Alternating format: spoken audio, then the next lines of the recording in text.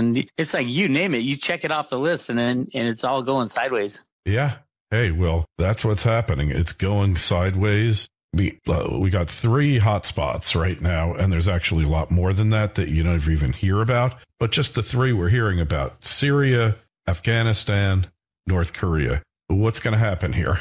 Well, I think it's all going very well behind the scenes. The bad guys, as I call them, the military-industrial complex, and the people who have controlled us for all these years are being thrown out. And I think I don't put much credence in the people who are thinking that Trump went to the dark side with all this. I don't think so at all. I think he's just playing his role, and there's a secret agenda going on behind the scenes. I think Russia, China, and the U.S. are all working together on this. And you put those 3 countries together, and that's what it takes to stand up to these bad guys. The military-industrial complex and the Rothschilds and the Rockefellers and whatever you want to call them. It does seem to me that the tide has changed and they are being removed from power, which is a great thing. Yeah. So let's look at that missile strike in Syria. It reminds me of Clinton's attack on Somalia when he blew up the aspirin factory. I mean, those cruise missiles look like they were some extra old models that they test fired to get rid of, and they hit kind of a meaningless target. They didn't fully destroy it, which was certainly within their capabilities, but nobody's saying that Trump is an agent of Vladimir Putin anymore, are they? Well, that was the whole idea behind it. And the whole false flag of the Syrian attack and the original Syrian attack, and then Trump's false flag of his bombing an empty airfield. If you see pictures of the airfield, it's got grass growing out of it. It has these MiG-17s. I mean, they're probably older than you and almost as old as MiBix. They look like something out of the Korean War. Yeah, but if you look at the whole concept, the Obama administration tried to pull the same thing. Oh my God, we have to save the babies, and that's the whole pretext to go into war in Syria because they want to put a pipeline through Syria. I mean, the whole thing is so insane. But Trump absolutely turned the cards on him, and now Trump isn't seen as the ultimate bad guy anymore, even though CNN is trying to make him out that way. He's made a brilliant move by bombing an empty airfield to change the narrative away from colluding with Putin to now Trump's a warmonger, or not even a warmonger. No, Trump is no longer in bed with Putin, so now they can close that case, the investigation, and then open up the real investigations into what was going on with the pedophilia and military-industrial complex. All that stuff needs to come out, and if we're going to move forward, Trump has to be squeaky clean as we get there, and I think he is. He's getting there now. Yeah. Well, I mean, if they had anything on him, Bix, don't you think they would have used it by this point? Yes and no. Trump is not the main guy in charge of this counter-revolution that's going on to throw out the bad guys. Trump is an important player, and he was the only guy. They tried to get Ron Paul in for the last few elections, and Ron, in his early days, he probably could have got there, but as he got older, he wasn't as fast, and he wasn't. You really needed a bull in the china shop to get put in place to take out these criminals, and that's exactly what Trump is. He's certainly a bull in a china shop.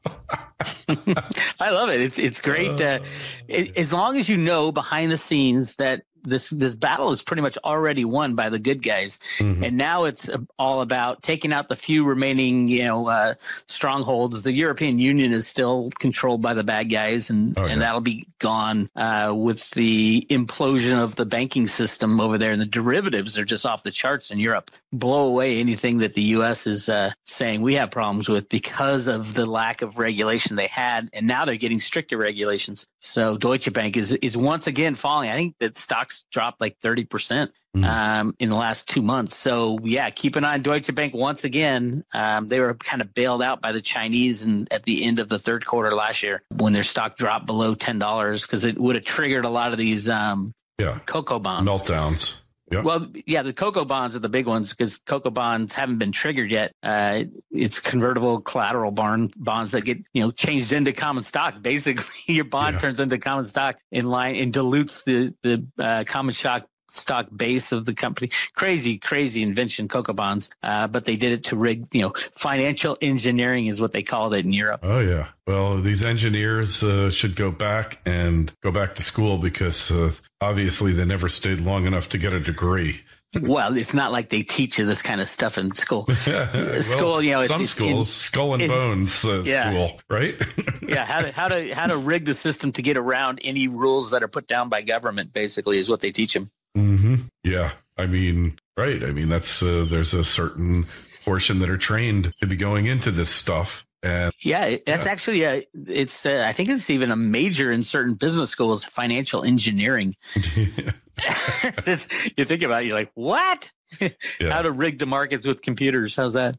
Beautiful thing. So I wanted to talk to you about Casper. My son recently was shopping for a mattress. He went into a store. He was bombarded by salesmen trying to upsell him, spent thousands of dollars on a mattress, completely unnecessary. But Brandon is a very savvy shopper. So he goes online, he finds Casper.com, CASPER.com, orders a mattress from them at an amazingly attractive, fair price. He's in love with the mattress, gets delivered to his door, opens up the package, lays it out. The mattress comes to life. These guys know what mattresses are about. It's got incredible supportive memory foams. It's an award-winning sleep surface with just the right sink and just the right amount of bounce. They've got over 20,000 reviews with an average ranking of 4.8 stars. So they are really becoming the internet's favorite mattress. You get free shipping and returns within the US and Canada. You try it for 100 nights, risk-free. If you don't love it, they pick it up and they refund you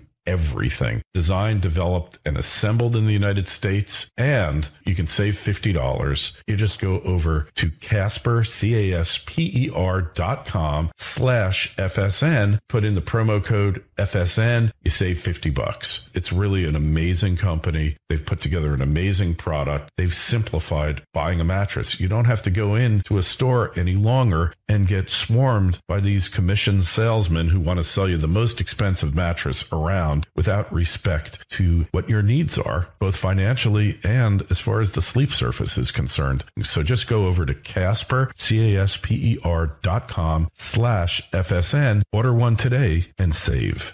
So, well, what about social unrest here on the home front? What are you seeing there? It's already happening. I live 5 miles from Berkeley, and every time there's any kind of protest, there's rioting in the streets. Pretty soon it'll come to guns. That's what's the really scary part. It will come to guns when the financial system breaks down and the anger gets pointed at where it should be pointed, towards the bankers. We'll see. But George Soros hires these people. I know, rent-a-mobs. Rent-a-mob to go into. I don't know. Yet I don't know why, the good guys, as I call them, haven't taken Soros out and his funding mechanisms. I mean, they're not causing too much trouble. The Obama army is, I think, has been exposed and is going to be shown the door with all the revelations of what was going on there. Susan Rice, great example. She's just the pinpoint of all the upper Obama administration doing illegal acts. So we'll see what happens when that goes, when that moves forward. But they can't move all that stuff forward until the Trump-Putin investigation is put to bed, which I think it should be in the next couple of weeks. Well, you know that they have nothing. And you know how you know? Because the meme, again, on the legacy mainstream media, they aren't really relevant. It's just kind of when you fail to perceive your own irrelevancy, you become a caricature of yourself. You become absurd, and that's what the mainstream media has become. But now they're back to his tax returns. All right, I know it's so ridiculous. Does anyone really care that much? I don't care if he made 100 million or he lost 100 million. Or he made $1 billion and lost $1 billion. Or if he cheated. I mean, the reality is he cheated. They're so desperate for something to get on him. Now that they have to, forget the Russian angle, which is a great move by Trump. I have been saying since, Trump first dropped bombs in Syria on that empty airfield, I've been saying Trump is doing this as a tactic to change the narrative on Russia, and it worked 100%. Now they can drop that case and go after the real stuff. So distraction. And it was masterful, wasn't it? It really was masterful when you get down to it. Oh my God, he's brilliant. Him and his people are just brilliant. The way they're playing the media and the left and the right, and this time he suckered in all the alt media.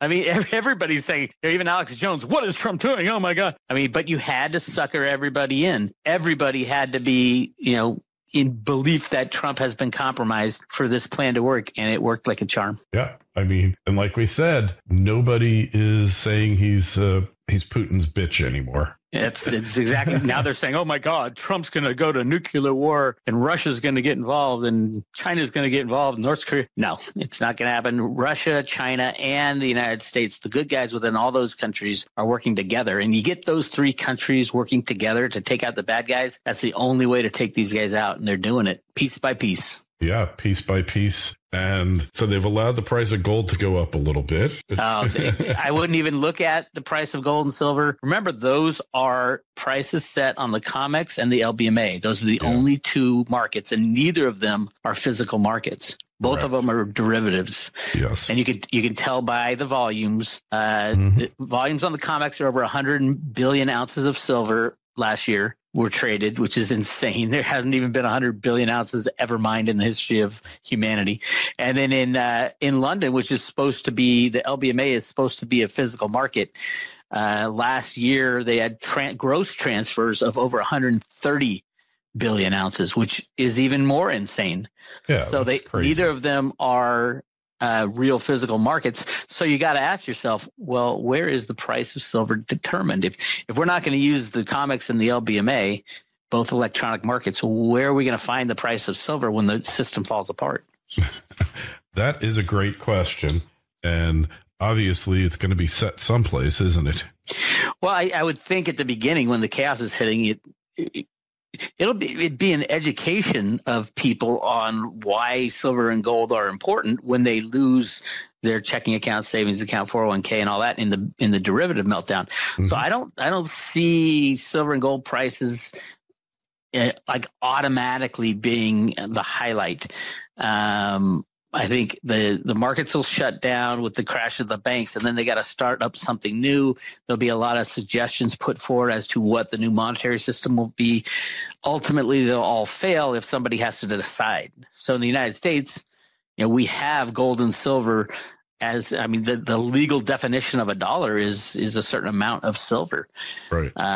And gold and silver are supposed to be the money of the United States. If we return to a constitutional United States, we got all this stuff. It's on the books already. We just have to follow the Constitution, and then we'll be fine. We'll go back to gold and silver as money, and we'll kind of start fresh. Yeah. Well, the sooner we get to all that, the better, because the system now, it's just as crazy as the people involved in the system, You're absolutely. And they're going to have their solutions to the problems that they caused. The question, like the special drawing rights and all the bull crap that is being put forward by the monetary masters at the moment, it will all fail ultimately. They might, get it up and running for a couple more months, and then they'll see that people will see the problem with starting the exact same unbacked system that we had before. Even if they pseudo back the special drawing rights with gold, they're trying to cobble together something that has failed and has always failed. No unbacked system has survived the more than 8 to 10 years, except for this one. We went off the gold standard in 1971, and that's when Alan Greenspan and his friends at the Fed started the computer programs to rig the markets. That's the only way this unbacked system has lasted so long, is they've been rigging the markets, rigging the price of all things, especially gold and silver, since the 70s. It's an amazing feat to have an unbacked system go for so long. It really is incredibly. You faith and confidence, my friend. Faith and confidence. You got it. Yeah. Well, they've managed to, the con in confidence. It's a lie. Yeah, that's the thing. Yeah. Once a lie is exposed, how can you put that genie back in the bottle? Damn hard to do that. I don't see any way you can. But hey, that you know what they're about here. BIX. You know what they're about. Yep. And now it's just, it's just surviving the transition out of the old system and into a new one. And it's going to start breaking down worse and worse as we get closer to the summer. Get your gold and silver in your hands outside of the system, and then you'll be fine. As long as you have like some dried food and a gun, because it's going to take a week or two or three or a month to get this thing up and running again. Correct. It certainly shall. And what can you do about it? You just have to protect prepared. yourself. Be ready for chaos and be emotionally ready. I think that's the kicker. My power went out the other day, and every time my power goes out, I think, am I ready for this transition? If the power goes out and there's no internet, there's no communications, there's no television, how are we going to survive like a week or two without good information? That's going to be the scariest part. Very scary. But hey, we've been through other crazy cataclysms in the U.S. and the world. We'll somehow figure out a way to get through this one. And, yes, we'll get through. The question is, how do you prepare yourself? How emotionally ready are you for this chaos? Yeah, well, and if you think it's crazy now, it's going to get a hell of a lot worse. That really is the question, isn't it? How do you prepare for it? And nobody's got really great answers for this, do they? I think there's some great answers. You want a couple weeks supply of food. You want to have your financial assets under your own control. Gold and silver obviously are probably the best. I'm a big fan of Bitcoin because I think it'll be I think the plan is in China especially to use Bitcoin as part of the new monetary system. I think in the United States also, but in China it's going to be obvious, and that's what 1.4 billion people using Bitcoin. Imagine the price of Bitcoin then. Imagine. Can you imagine this? I can. I see Bitcoin going over $1 million a coin. Yeah. And what's it right now? It's at like $1,200. Wow. Pretty remarkable. And it's gone up so much already, right? Well, yes and no. In relation to every other monetary asset, it's gone up nothing. It's a no-brainer type of asset. The market cap of Bitcoin's, I think, $18 or $19 billion. Which is nothing. I mean, these banksters sneeze that in a day. That's a rounding error for all of their screw ups, right? Oh yeah. Well, some are screw ups, some are just hidden. Catherine Austin Fitts has said there's basically two financial systems going. The one we see and we think is real, and then there's the real one behind the scenes. Yeah, the deep state. I mean, she was one of the early, I don't want to say proponents, but she was a early whistleblower. Yeah, right. At HUD, and the amount of money that gets sucked out of our system to fund the deep state is just outrageous. So a lot of changes coming up. Yeah, I mean that $500 billion that they can't find in HUD. Now HUD is pretty benign agency in many regards. Well, right? You would think. You would think, right? I mean, they're just supposed to build housing for poor people and finance the housing markets, but it's becoming a big backer of these derivatives, right? Huge derivative portfolio, and that was always the plan. If Alan Greenspan's doctorate thesis has never been exposed, but Barron saw it one time, and what they